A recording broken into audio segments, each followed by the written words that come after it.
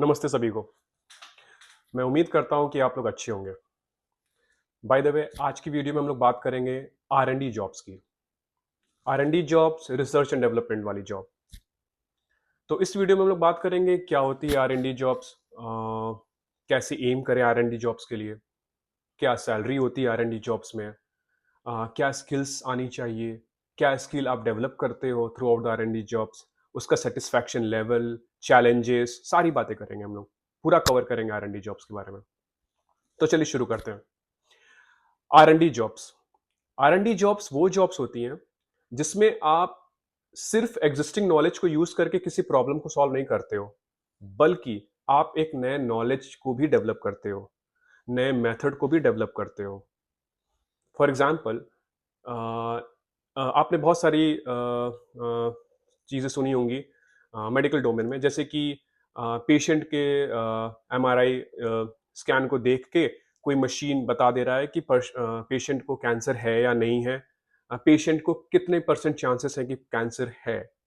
सो इस टाइप की जो टूल डेवलप की गई है, मशीन डेवलप की गई है, ये एक आर&डी टीम के द्वारा डेवलप की गई है, जिसमें एक कंप्यूटर साइंस, कंप्यूटर विजन के भी टीम मेंबर्स होंगे, मेडिकल डोमेन का भी टीम मेंबर होगा, डेटा कलेक्टर भी होगा जो डेटा कलेक्ट किया होगा, डेटा कलेक्शन टीम भी होगी जो जिसने डेटा कलेक्ट की होगी, डॉक्टर्स भी होंगे जो कि एक्चुअली वैलिडेट करेंगे कि जो रिजल्ट सिस्टम दे रहा है वो सही है कि नहीं, एनोटेशन टीम होगी जो डेटा को एनोटेट करेगी। तो ये ओवरऑल एक ग्रुप ऑफ स्मॉल टीम्स मिलके इस टाइप के बड़े सिस्टम्स बनाती है, बड़े मशीन्स बनाती है। दूसरा एग्जांपल देता हूँ गिटहब को पायलट का। नॉट श्योर आप लोगों में से कितने लोग कंप्यूटर साइंस या गिटहब, कंप्यूटर साइंस या सॉफ्टवेयर इंजीनियरिंग बैकग्राउंड के हैं, बट गिटहब को पायलट एक तरह का, आप ये सोचो कि एक तरह का ऐसा सिस्टम है जिसमें आप अगर आप अपना कोड लिखते हो, अपना स्क्रिप्ट लिखते हो, तो वो बता सकता है कि आपके कोड में बग कहाँ पे है, या फिर वो आपके बग को फिक्स कर सकता है, सजेस्ट कर सकता है कि इसको, इस कोड को ऐसे लिखोगे तो बग चला जाएगा। आप ऐसा सोच सकते हो। चैट जीपीटी के पहले वो बहुत अच्छा, एक बहुत पॉपुलर टूल था। इवन अभी भी गिटहब कोपायलट एक बहुत बड़ा, बहुत पॉपुलर टूल है सॉफ्टवेयर इंजीनियर्स के लिए। तो एक और सिंपल एग्जांपल में समझते हैं कि आप आर&डी के जॉब्स को ऐसा सोचो, जैसे मानो कि आप जॉब करना, एक खाना बनाना है। तो जो नॉर्मल जॉब्स है उसमें खाना बनाना कैसे होगा, आपको पता है कि आपको सर्टेन स्टेप्स फॉलो करने हैं, और ये स्टेप्स फॉलो करने के बाद आपको पता है कि खाना बन जाएगा, और स्वादिष्ट ही बनेगा अगर आपने सही से स्टेप्स फॉलो किए हैं तो। बट आर&डी जॉब्स में ऐसा नहीं होता है। आर&डी जॉब्स में आप एक नई रेसिपी ही दुनिया को देते हो। आपने वो रेसिपी दी, वो खाना बनाने का तरीका बताया दुनिया को जो एग्जिस्ट ही नहीं करती।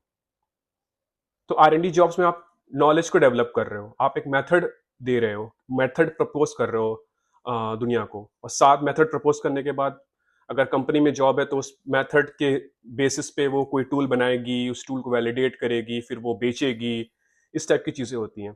तो जितनी भी बड़ी कंपनीज हैं, गूगल, मेटा, ओपन एआई, जितनी भी, इवन सॉफ्टवेयर की नहीं, इवन फार्मास्यूटिकल्स कंपनीज जो हैं, सारी की सारी कंपनीज में अपनी आर&डी टीम्स होती है। तो अब बात करते हैं एलिजिबिलिटी के बारे में। आर&डी जॉब्स में एलिजिबिलिटी यूजुअली पीएचडी होती है, कि वो चाहते हैं कि उनके आर&डी टीम्स में वो लोग काम करें जो कि पीएचडी हैं, बट वो मास्टर्स को भी कंसिडर करते हैं। तो मास्टर्स एंड पीएचडी, ये एलिजिबिलिटी होती है। But in some cases bachelor student को भी वो हायर करते हैं एज ए रिसर्च असिस्टेंट, की रिसर्च असिस्टेंट पोस्ट में बैचलर्स भी आ सकता है। अगर बैचलर्स कैंडिडेट को रिसर्च पेपर पढ़ना आता है, एक्सपेरिमेंट पे हेल्प करना आता है, और छोटे मोटे एक्सपेरिमेंट भी, प्रोटोटाइप एक्सपेरिमेंट भी रिसर्च असिस्टेंट से करा देते हैं वो लोग। तो कुछ कुछ केसेस में बैचलर स्टूडेंट भी हायर होते हैं आर&डी जॉब्स में। अब बात करते हैं आर&डी जॉब्स होती कहाँ कहाँ है। जैसा मैंने बताया, कंपनीज में तो होती ही होती हैं, यूनिवर्सिटीज में भी आर&डी जॉब्स होती हैं। फॉर एग्जाम्पल, कोई मेडिकल यूनिवर्सिटी है, उनके मेडिकल स्टाफ ड्रग डिस्कवरी का काम कर रहे हैं, तो वहां पे उनकी टीम होगी फार्मास्यूटिकल की, डॉक्टर्स की, जो कि उस ड्रग डिस्कवरी पे काम करेगी। यूनिवर्सिटीज, डिफरेंट कंपनीज, जैसे मैंने बताया मेटा, एएसएमएल सेमीकंडक्टर में, फार्मास्यूटिकल की बड़ी-बड़ी कंपनी सबके पास आर-एन-डी टीम्स होती है और सबका सिलेक्शन प्रोसेस उसको उन कंपनीज़ में अपने कंपनीज़ और यूनिवर्सिटी में सिलेक्शन प्रोसेस अलग-अलग होता है। तो चलिए बात करते हैं कैसे एम कर सकते हैं इस टाइप की आर-एन-डी पोज़ीशंस के लिए। देखिए, इस टाइप की आर-एन-डी पोज़ीशंस पहली बात तो बहुत कम होती है मतलब यूजुअली बहुत कितनी भी बड़ी कंपनी हो आर-एन-डी टीम उनके बहुत number of people in R&D team बहुत कम होंगे। ये तो श्योर है। फॉर एग्ज़ाम्पल अगर 1000 मेंबर हैं कंपनी में, तो उनकी आर-एन-डी टीम शायद 10, 20 मैक्सिमम 50 लोगों की होगी। तो आर-एन-डी टीम में ज़्यादा लोग नहीं होते तो उन तो कंपनीज़ या यूनिवर्सिटीज़ बहुत क्योंकि बहुत पैसे खर्च करने होते हैं आर-एन-डी में। आपको डिवाइसेस खरीदने होते हैं, आपको रॉ मटेरियल्स खरीदना होता है, आपको सैलरी भी देनी होती है क्योंकि आर-एन-डी में सैलरी भी अच्छी होती है। तो बहुत ज़्यादा मेंबर्स नहीं होते आर-एन-डी टीम्स में कंपनीज़ में। यूजुअली सिलेक्शन प्रोसेस में फॉर एग्जांपल अगर कैंडिडेट पीएचडी है, तो वो ये मेक श्योर करते हैं कि जो भी आर-एन-डी प्रोजेक्ट है, जो भी हमारी आर-एन-डी का काम है, उसके अलाइन वो पीएचडी। कैंडिडेट के पास अच्छे वेन्यूज़ में पेपर है। फॉर एग्जांपल मेटा एआई का एग्जांपल लेते हैं। मेटा मान लीजिए कोई ऐसा प्रोजेक्ट पे काम कर रहा है, यूजुअली कंप्यूटर विजन पे वो काम करते हैं बहुत ज़्यादा। तो वो चाहते हैं कि जो कैंडिडेट आर-एन-डी में आ रहा है, उनके उस कैंडिडेट के पास कंप्यूटर विजन के टॉप कॉन्फ्रेंस या टॉप जर्नल्स में पेपर हो, सीवीपीआर, आईसीसीवी और भी उनके जो टॉप जर्नल्स है, आईसीएमएल, न्यूरो आईपीएस, इनमें पेपर्स हों। या फिर अगर वो मास्टर्स कैंडिडेट को चुन रहे हैं, तो मास्टर कैंडिडेट के पास भी कुछ सेलेक्टिव पेपर्स होने चाहिए स्पेसिफिक उस डोमेन में। तो सिलेक्शन क्राइटेरिया थोड़ा हार्ड होता है आर-एन-डीज़ में। बट कंपनीज में इन हाउस आर-एन-डी मूवमेंट भी होता है। इन हाउस आर-एन-डी मूवमेंट मतलब कोई कैंडिडेट जो कंपनी में ऑलरेडी कई साल से काम कर रहा है, उसको कंपनी का एक्सपीरियंस है, कंपनी के एनवायरनमेंट से काफी फ्रेंडली है वो, तो कंपनी चाहती है कि वो पर्सन अब आर-एन-डी में मूव कर सकता है। तो कंपनी क्या करेगी, उसको या तो बोलेगी कि तुम जॉब पर्टिकुलर यूनिवर्सिटी से पीएचडी कर लो, या फिर पर्टिकुलर लोगों की जो आर-एन-डी की टीम में उनके साथ कोलैबोरेट करो, शुरू में एक्सटर्नली कोलैबोरेट करो, उसके बाद उसको माइग्रेट कर देते हैं आर-एन-डी टीम में। तो इन हाउस माइग्रेशन भी आर-एन-डी में होता है, बट यूजुअली एक्सटर्नली आर-एन-डी का सिलेक्शन थोड़ा कॉम्पिटिटिव होता है क्योंकि papers, patents, even applicants, number of applicants भी बहुत होते हैं, तो वहाँ पे भी कंपटीशन बढ़ जाता है। फॉर एग्जांपल मेटा एआई या फिर गूगल या फिर ओपन एआई, एएसएमएल, इनमें जो आर-एन-डी पोजीशंस होती हैं, इसमें थ्रू आउट मतलब पूरी दुनिया से लोग अप्लाई करते हैं। तो कंपटीशन का आप लेवल समझ रहे हो यहाँ पे। अब थोड़ी सी बात करते हैं लर्निंग कर्व के बारे में। आर-एन-डी जॉब्स में लर्निंग कर्व बहुत स्टेप होती है।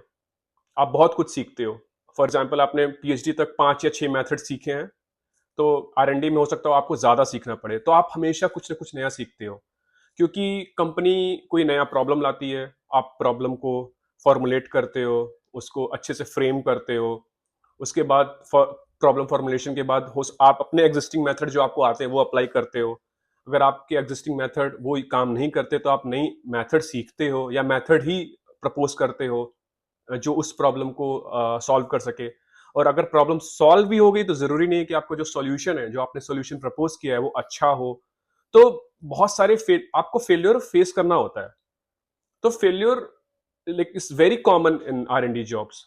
तो इसीलिए जो कैंडिडेट है, जो आर-एन-डी मेंबर्स है, वो बहुत पेशेंस होते हैं, उनके पास बहुत पेशेंस होता है। एकदम इम्पेशेंट नहीं होते वो, क्योंकि उनको पता है कि फेल्योर उनको फेस करना ही करना है। पहला सॉल्यूशन काम नहीं करेगा, दूसरा काम नहीं करेगा, तीसरा नहीं करेगा। ये मतलब failure is like they face almost every time. तो इम्पेशेंट नहीं होना होता है आर-एन-डी जॉब्स में। लर्निंग करके साथ आपको ये भी नोटिस करना होगा कि रिजल्ट जो है वो बहुत क्विकली विजिबल नहीं होते हैं। बहुत टाइम लगता है अच्छे रिजल्ट्स को अचीव करने में। तो एक डाउन साइड है आर-एन-डी जॉब्स में। आर-एन-डी जॉब्स में डिग्री के साथ साथ बहुत सारी चीजें मैटर करती हैं। पहला, प्रॉब्लम सॉल्विंग स्किल, आप कितने अच्छे प्रॉब्लम सॉल्वर हो। दूसरा, प्रॉब्लम फॉर्मुलेशन, आप कितने अच्छे प्रॉब्लम को फॉर्मुलेट करते हो। प्रॉब्लम्स के सारे सारे वेरिएबल्स को आप देख पा रहे हो कि नहीं, आप सारे वेरिएबल्स को अच्छे डिफाइन कर पा रहे हो कि नहीं। तो प्रॉब्लम फॉर्मुलेशन और प्रॉब्लम सॉल्वर, दो इंपॉर्टेंट स्किल है जो कि आनी चाहिए। थोड़ा बहुत अगर मैथ का बैकग्राउंड है तो हेल्पफुल होता है, मेडिसिन रिलेटेड लोग या फिर बायोमेडिसिन रिलेटेड लोग या फिर जिनका बैकग्राउंड बायोलॉजी में है वो मैथ सीखे, मैं ऐसा नहीं कह रहा हूँ। मैं बता रहा हूँ कि थोड़ा-सा अगर मैथ बैकग्राउंड होता है तो हेल्पफुल होता है आर-एन-डी जॉब्स में। रिसर्च पेपर पढ़ना और रिसर्च पेपर लिखना, ये भी इंपॉर्टेंट स्किल है जो कि आनी चाहिए। यूजुअली आप पीएचडी या मास्टर्स में पेपर पढ़ते हो, पब्लिश भी करते हो, लिखते भी हो, तो ये यूजुअली स्किल आती है लोगों को। लेकिन ये जब आप कंपनी में जब आर-एन-डी में आप जाते हो, तो ये स्किल आनी ही चाहिए। अब बात करते हैं एक और इम्पॉर्टेंट स्किल की जो कि बहुत ईज़ी नहीं है होना लोगों के पास। वो है पेशेंस एंड क्यूरियोसिटी। अगर आपके पास पेशेंस और क्यूरियोसिटी नहीं है, तो फिर आपको प्रॉब्लम हो सकती है। क्योंकि आर-एन-डी जॉब्स में फेलियर बहुत ऑफनली होते हैं, जिसकी वजह से बहुत फ्रस्ट्रेशन होता है। तो पेशेंस बहुत ज़रूरी है आर-एन-डी जॉब्स में। और आपको क्यूरियस भी होना पड़ेगा, क्योंकि अगर आप क्यूरियस नहीं होंगे तो प्रॉब्लम्स को अच्छे से अच्छे प्रॉब्लम का अच्छा सॉल्यूशंस नहीं प्रपोज कर पाओगे अगर आप क्यूरियस नहीं हो तो।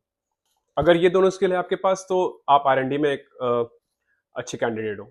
आप अच्छा रिसर्च करोगे। अब बात करते हैं सैलरी की। सैलरी आर-एन-डी में अच्छी है।